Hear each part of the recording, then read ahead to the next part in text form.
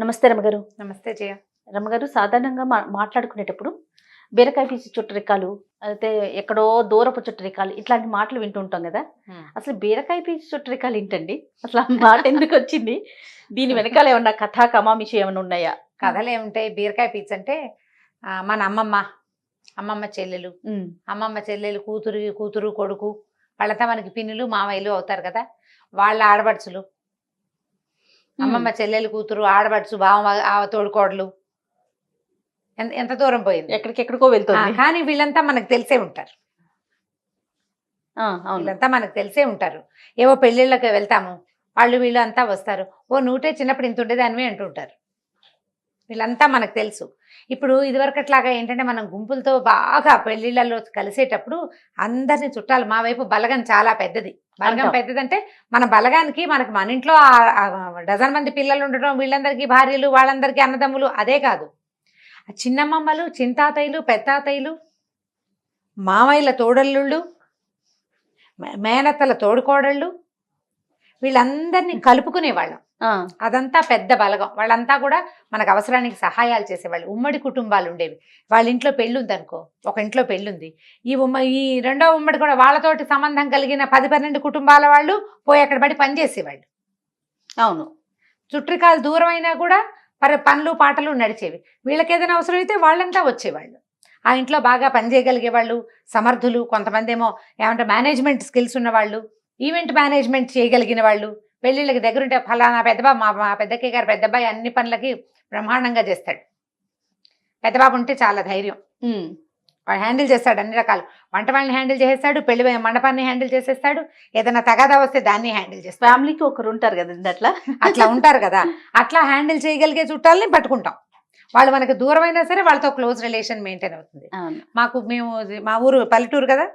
పల్లెటూరు అంటే కొంతమంది కజిన్స్ కలిసి ఉండేవాళ్ళం. మా అమ్మ నాన్నకి సొంత వాళ్ళు లేరు, కానీ ముత్తాత గారి కజిన్స్ మేమంతా ఒకే కుదుట్లో వాళ్ళం, ఒక చోటే ఉండేవాళ్ళం. మా పెద్దమ్మ ఒక ఆవిడ, మా పెద్దమ్మ, 2 పెద్దమ్మలు అన్నదమ్ములకే ఇచ్చారు. వాళ్ళ తమ్ముడు, వాళ్ళకు కూడా సవితమ్ముడట, ఆయన ఓన్ బ్రదర్ కాదు, బాబురావు మావయ్య, చిట్టుకుడూరికే మావయ్య ఆయన. మాకు కనీసం 4-5 తరాల వారుంది వాళ్ళతోటి.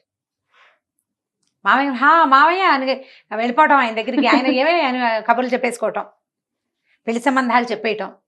ఎన్ని తరాల వారుంది. బీరకాయ పీచు చుట్టరికమే అది. ఆపేక్షలు ఉంటాయి, దూర బంధువులు. బాబురామాయణ ఇప్పుడు తలుచుకోవడంతో కూడా నాకు చాలా సంతోషంగా ఉంది. స్వర్గస్థులు అయ్యారు కానీ చాలా ఫ్రెండ్లీయో. పెళ్లిలో ఆయన ఉంటే సందడి, చాలా బాగా మాట్లాడేవారు, అందరినీ పలకరించేవాళ్ళు. అలా మన కుటుంబాల్లో కూడా ఉండే ఇంత దూరపు చుట్టరికాన్ని బీరకాయ పీచు చుట్టరికాలు అంటారు. మన కుదురుని, మన మొదలుని వెతుక్కోవటం, దానికి ఈ బీరకాయ పీచులు చాలా హెల్ప్ చేస్తాయి. నిజమండి, అది తెగదు. బీరకాయ పీచు తెక్కండా ఉంటుంది, దాని సంతోషం వస్తుంది. బీరకాయని ఒలిచామనుకో, దాని మొదలు ఒక దారం ఉంటుంది, అది ఇలా ఇలా ఇలా ఇలా అల్లుకుంటూ చివరి దాకా వస్తుంది. దీని మొదలు కనుక్కోలేం మనం, అల్లికగా ఉంటుంది. కావాలంటే ఎండిన బీరకాయలు, నేతి బీరకాయలతో ఒళ్ళు తోముకునే అలవాటు ఉన్నాళ్ళు, బీరకాయ పీచుతో బాడీ స్క్రబ్గా పనిచేస్తుంది. అవును, అలవాటు ఉన్న వాళ్ళు చూడండి, ప్రయత్నం చేసి. అసలు దాన్ని విడదీయలేమన్నమాట. అలా విడదీయరాని సంబంధాలు కలిగి ఉండటాన్నే బీరకాయ పీచు చుట్టరికం అంటారు. ఎక్కడదో బీరకాయ పీచు అంటే దూరం అని చెప్పటం, కానీ వదలలేమని చెప్పడం అన్నమాట. వదలలేని, వదిలించుకోలేని సంబంధం అది. వాళ్ళతోటి ఏవో కొన్ని ఎమోషన్స్ కలిసి ఉంటాయి. వాళ్ళు ఏదో ఒక సందర్భంలో మనకు సహాయం చేసి ఉంటారు. మనం ఇదివరకు చిన్న ఊళ్ళ నుంచి పెద్ద ఊళ్ళకి వైద్యాలకు వచ్చేవాళ్ళు, పెళ్లి సంబంధాలకు వచ్చేవాళ్ళు. ఈ ఊళ్ళో పెళ్లి సంబంధం చూడాలంటే ఇక్కడ మన చుట్టాలు ఉండదు, ఇలా బీరకాయ పీచు చుట్టరికం వాళ్ళ ఇంటికే వెళ్ళి మా పిల్లకి ఫలానా సంబంధం చూస్తామంటే వాళ్ళ ఇంట్లో ఉండి ఆ పూట వాళ్ళు కూడా మనతో పాటు ఆ పెళ్లి సంబంధానికి వచ్చి వాళ్ళు మనకి క్లోజ్ అయిపోలా. మన పిల్ల పెళ్లినాడు హెల్ప్ చేసిన వాళ్ళు మనకి క్లోజ్ కాదు, ఎప్పటికీ గుర్తుంటారు. ఒక అనారోగ్యానికి ఇక్కడ ఏదో అప్పట్లో ఉస్మానియా హాస్పిటల్లోనూ అక్కడ నిమ్స్లోనూ చూపించుకోవడానికి తిరిగేవాళ్ళు. ఈ ఊళ్ళో దూరపు చుట్టాలు ఉన్నా సరే వాళ్ళ ఇంట్లో ఉండి, హాస్పిటల్లో ఒక మనిషి ఉంటే ఇక్కడ వీళ్ళింటో పొద్దున్నే స్నానం చేసి బాకులు, అప్పుడు ఇంతంత అవసరాలు ఏమున్నాయి, అంత అన్నం పెట్టించుకున్న పేషెంట్ కోసం పోయేవాళ్ళు ఉస్మానియాకి బస్సుల్లోనే. అప్పుడు ఇంత కార్లా, ఇంత ట్రాన్స్పోర్టేషన్ దాకెందుకు రమ్మగారు, మొన్నటి వరకు కూడా మనం ఇరు రాష్ట్రాలు విడిపోక ముందు ఈ పాస్పోర్ట్లు కానీ వచ్చినా మనలాంటి ఇక్కడ ఉండే వాళ్ళ ఇళ్లలో ఉండేవాళ్ళే కదా. ప్రతి పనికి మనం ఈ బీరకాయ పీచు చుట్టరికాల్ని ఇది వరకు వాడుకునేవాళ్ళు. ఇప్పుడు ఏమయ్యామంటే మనం ఫస్ట్ కజిన్స్ ని కూడా మర్చిపోయే దుస్థితిలోకి వచ్చాం మనం. ఎస్, దాన్ని కాపాడుకోవాలి కదా. 100%. మీకు మాకు చుట్టరికం ఏమిటంటే చుట్టరికం ఉండక్కర్లా, మనమంతా ఒక ఊరి వాళ్ళం, ఒక కుదుట్లో వాళ్ళం. మనం ఒక కుదుట్లో వాళ్ళం అని చెప్పుకుంటాం కదా ఆ మాట. మన తాతలు ముత్తాతలు అన్నదమ్ములు వాళ్ళది మంది ఒకే ఇంటి పేరు. అవును, వాళ్ళు ఎవరో మనకు తెలీదు, కానీ వాళ్ళు మనవాళ్ళేనన్న భావన ఉంటుంది. అవసరమైతే సహాయం చేసుకుంటాము, దానికోసం ప్రయత్నం చేయాలి కదా. అయితే దీన్ని మనం తెలుగులో బీరకాయ పిచ్చి అంటామా, బాదరాయణ సంబంధం అంటారు. ఓ, ఇప్పుడు బీరకాయ పిచ్చి సంబంధం లాంటిది. బాదరాయణ సంబంధం, ఇప్పుడు బీరకాయ పిచ్చికి మనకి ఎక్కడో ఒక సంబంధం ఉండాలి కదా. బాదరాయణ సంబంధానికి ఎక్కడా సంబంధం ఉండక్కర్లేదు, చాలా పెక్యులియర్ సంబంధం చెప్తారు. ఆ కథ చెప్తాను. ఓకే అండి. ఒక ఆయన బండి వేసుకుని ఓ ఊళ్ళోకి వెళ్ళాడు. బండి వేసుకుని వెళ్తే సరే ఓ ఇంటి ముందు ఆపాడు. మధ్యాహ్నం వేళ అయింది, భోజనాల వేళ.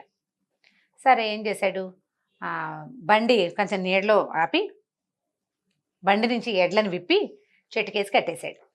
కట్టేసి ఆ ఇంటి వైపుకి లోపలికి వెళ్ళాడు. వాకిట్లోనే పెరగ, అప్పట్లో ఇళ్ళు ఎలా ఉండేవి, కొంచెం వాకిలు కొంచెం దూరం ఉండి, అంటే ఏమన్నా ఆవరణ కాస్త బాగుండి వెనక్కి ఇళ్ళు ఉండేవి. ఒకవేళ పూరిపాక అనుకో, పూరిపాక అంటే మరిగా తాటాకుల ఇల్లు అనుకో, ఇట్లా పంచలాగా దించి వాకిట్లో అరుగులు ఉండేవి. అరుగులు ఉండేవి కదా. అవునండి, అవును. ఆ అరుగు మీద ఆ ఇంటి ఓనర్ రైతు ఒక ఆయన కూర్చుని ఉన్నాడు. ఈయన పోయి ఆయన పక్కన కూర్చున్నాడు. ఆయన ఏమనుకున్నాడు, వచ్చిన ఆయన చుట్టాలైన భార్యకు చుట్టాలు కాబోలు అనుకున్నాడు. కూర్చున్నాడు.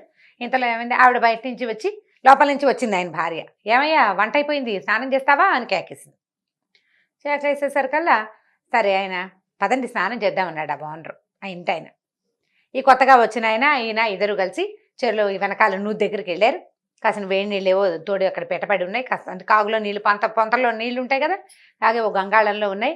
చెరుకో 4 చెంబులు పోసుకున్నారు, స్నానం చేశారు.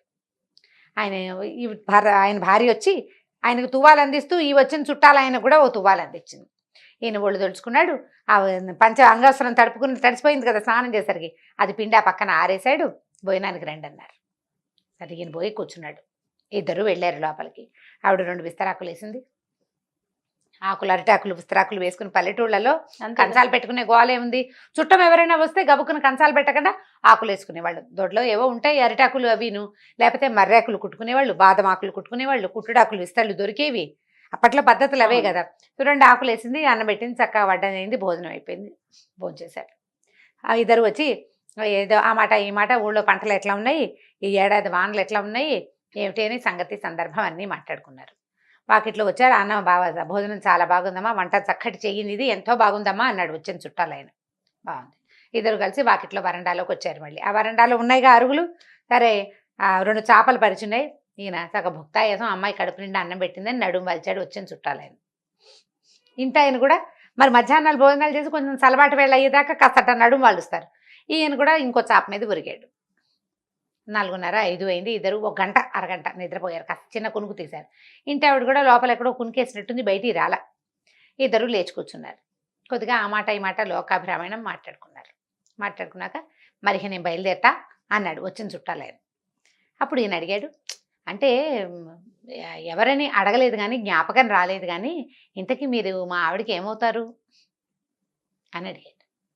ఈయన ఏం చెప్పాడంటే, మీ ఆవిడకి ఏమవను, మీకు ఏమవను అనేసరికి ఇంటి ఆయనకు అర్థం కాలే. ఈ ఏమీ అవ్వని వాడు మన వాకిట్లో కూర్చున్నాడు, మన పరెట్టో స్నానం చేశాడు, నువ్వు దగ్గర ఇంటి ఆవిడ పొట్టిస్తే తినేశాడు, మధ్యాహ్నం చాప మీద కునికేశాడు, ఎండవేళప్పుడు వచ్చింది చూడటం. మీరెవరు ఏమిటని అడగకూడదు, అట్లా రండి భోజనానికి అనాలి, భోజనం చేసేయాలి.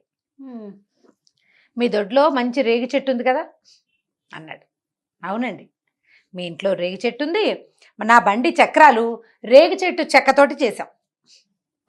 అలాగా మీకు నాకు బాదరాయణ సంబంధం ఉందండి అన్నాడు. బదరి వృక్షం అంటే రేగు చెట్టు. రేగు చెట్టు చెక్కతోటి బండి చక్రాలకి మధ్యలో ఇరుసులు వేస్తారు. మీకు నాకు బాదరాయణ సంబంధం ఉంది. మధ్యాహ్నం భోజనాలు వేళకు వచ్చాను, చక్కగా అన్నం పెట్టారు, అన్నదాత సుఖీభవ, వెళ్లే దారిలో ఎప్పుడైనా అవకాశం ఉంటే సావకాశంగా మళ్ళీ కలుసుకుందాం, వెళ్ళొస్తానన్నాడు. ఆయన నిర్ఘాంతపోయి చూస్తూనే ఉన్నాడు. ఈ బాదరాయణ సంబంధం పెద్ద మనిషి బండికి ఎడ్లు కట్టాడు, వెళ్ళొస్తాను నమస్కారం అని వెళ్ళిపోయాడు. చాలా బాగుంది. మనకి సంబంధం ఉండాలే కానీ, మనం ఉంచాలని అనుకోవాలి కానీ, ఏ చిన్నదాన్నైనా కలుపుకోవచ్చు. చూడండి అసలు మన తాత ముత్తాతల నాటి కజిన్స్ కూడా, ఇప్పుడు నేను ఏ అమెరికావో ఆఫ్రికావో వెళ్ళాను అనుకుందాం, మా ఇంటి పేరు ఎస్టీజీ వరదాచార్యులు గారు మనవరాలని నేనని చెప్పాను. ఎస్టీజీ వాళ్ళ మాకు చుట్టాలండి అన్నాడు ఆయన. ఎవరో నేను ఆయన చుట్టం అయిపోలేదు. ఆయన మొహం, ఆయన మా తాతగారి మొహం కూడా చూసుంటాడు. అవును, తాతగారి మొహం కూడా చూసి ఉండకపోవచ్చు, మేము ఎవరమో ఆయనకి తెలుసు, కానీ ఆ పేరు ఆయనకి తెలుసు. పలానా ఇంటి పేరు అని చెప్తే చాలు కదా మనకి. ఏ ఊరు, ఎక్కడ, ఏమిటి, ఓహో ఆ వైపు అండి, అలాగా మేము ఎస్టీజీ వాళ్ళవేనండి. ఆయన మేము కనీసం 20 తరాల గ్యాప్ ఉంటుంది. ఇంటి పేర్లు మారవు కదా, మనం ఒకటి. ఎస్టీజీ ఇంట్లో పుట్టిన ఆడపిల్లలు వేరే సంబంధాలు చేసుకున్నప్పటికీ ఆ ఎస్టీజీలో ఉండే వాళ్ళకి తప్పకుండా అక్క చెల్లెళ్ళు మేనత్తలు అవ్వాల్సిందే కదా. అంతేగా, రక్త సంబంధం ఉన్నట్టే కదా ఎంతో కొంత. దాన్నే బీరకాయ పీచు చుట్టరికం అంటారు. బాగుంది. మన వాళ్ళని వీళ్ళు మన వాళ్ళు అని భావించటమే చాలా ప్రధానమైనది జయ. ఇప్పుడు మనం దాన్ని కోల్పోయాం. అవును, ఈ కథకి బాదరాయణ సంబంధానికి బీరకాయ పీచు చుట్టరికానికి పెద్ద సంబంధం లేదు. నువ్వు వదిలిపెట్టేదలుచుకుంటే పక్కన ఉన్నదాన్ని కూడా కట్ చేసి పారేస్తావు. వాడెవడో నేనెవడో అంటావు. నువ్వు పట్టుకోదలిస్తే సంబంధికుల్ని వదిలేస్తున్నావు. నువ్వు పట్టుకోవాలనుకుంటే ఇట్లా మీ ఇంట్లో రేగు చెట్టు ఉంది, మా బండికి ఉన్న కర్రలు రేగు చెక్కవే, కాబట్టి నీకు నాకు బాదరాయణ సంబంధం ఉందని సంబంధాన్ని కలుపుకోవచ్చు. మనుషుల్ని కలుపుకుని పోవాలి. మన తత్వాన్ని బట్టి, మన మనసును బట్టి ఆధారపడి ఉంటుంది. కలుపుకుపోవాలి. అప్పుడే మనిషి సంఘజీవిగా ఉంటాడు. ఇతరులు మనకి సహాయం చేస్తారు, మనం ఒకరికి సహాయపడగలుగుతాం, మనకి మనుషులు ఉంటారు. మనం ఎప్పుడూ ఒంటరి వాళ్ళం కాం. దూరపు చుట్టరికాన్ని పురస్కరించుకునైనా ఒక్కసారి హలో అంటాం. నేను ఫలానా, ఇప్పుడు నేను నా పరిచయం నేను ఎలా చేసుకుంటాను, నేను రమారావి అని యూట్యూబ్లో చెప్పినట్టు చెప్తానా? చెప్పను. ఫలానా రామూర్తి గారి కోడలని చెప్పుకుంటాను, మా మామగారి పేరు చెప్పుకుంటాను, లేదా మా తాతగారి పేరు చెప్తాను. చెప్పుకోవాలి కదా, నేను వాళ్ళ కోడలనండి లేదా వీళ్ళ అమ్మాయినండి అని చెప్పాలి కదా. ఎవరైనా అంతేగా. ఇటో అటో ఏదో రెండూ చెప్పుకోవాలి. ఆయన ఎక్కడ పని చేస్తారు అని అనగానే మా తాతగారు ఏం చేశారో చెప్పాలి, మా మామగారు ఏం ఉద్యోగం చేశారో చెప్పాలి. వాళ్ళది ఏ ఊరో నేను చెప్పాలి కదా. ఆ ఊరు నేను అడుగే పెట్టలేదు ఇప్పటిదాకా, అడుగే పెట్టలా. కానీ ఆ ఊరు ఫలానా చోట ఉంటుంది అనగానే మన గుర్తింపు చాలా సులువుగా అవతల వాళ్ళకి తెలిసిపోతుంది. వాళ్ళు మనం చుట్టాలైపోతాం. చుట్టాలైపోయేందుకు ప్రయత్నం చేయండి అమ్మా. ఫేస్బుక్లో స్నేహాలతో పాటుగా అవి చేస్తున్నాం మనం. సోషల్ మీడియాలో స్నేహాలు విపరీతంగా ఇతోధికంగా చేస్తున్నాం. దాంతోపాటు మన చుట్టరికాలు, మన బాంధవ్యాలు, మన వాళ్ళని కూడా కలుపుకొని ముందుకెళ్ళండి జీవితంలో. మన వాళ్ళు మనతో సరిగ్గా ఉండరు కాబట్టి మేము మా చుట్టాలతో చాలా తలకాయ నొప్పులండి, మేము ఫ్రెండ్షిప్ చేస్తాం, ఫ్రెండ్సే అని చెప్పేవాళ్ళు కూడా ఉంటారు కొంతమంది. అందరూ ఒకలా ఎలా ఉంటారు? ఫ్రెండ్స్లో మాత్రం దుర్మార్గులు, విసిగిచ్చేవాళ్ళు, తలకాయ నొప్పి పెట్టించేవాళ్ళు ఉంటారు. అక్కడ కూడా ఎక్కడైనా ఉంటుంది. ముందు మనము అనే దాన్ని, మన గ్రూపుని ఉంచుకోవాలి, మన వాళ్ళని మనతో పాటు ఉంచుకోవాలి. వాళ్ళకి హలో అని చెప్పగలిగే అంత మాత్రం అయినా నేను ఫలానా వాళ్ళని, మేము ఫలానా వాళ్ళం, ఫలానా ఊరి వాళ్ళం అని చెప్పుకోవాలంటే మన మొదళ్ళు మనకి తెలియాలి. అది తెలుసుకోండి. అప్పుడు ఎంత బీరకాయ పీచు చుట్టరికమైనా వాళ్ళతో మనకి కొంత రేపో ఏర్పడుతుంది, ఎంతో కొంత. సత్సంబంధాలు కొనసాగుతాయి. రైట్ రామ్ గారు, నమస్తే జయ. ఈ వీడియో కనుక మీకు నచ్చినట్లయితే లైక్ చేయండి, షేర్ చేయండి. మరిన్ని వీడియోస్ కోసం మా ఛానల్ని సబ్స్క్రైబ్ చేసుకోండి.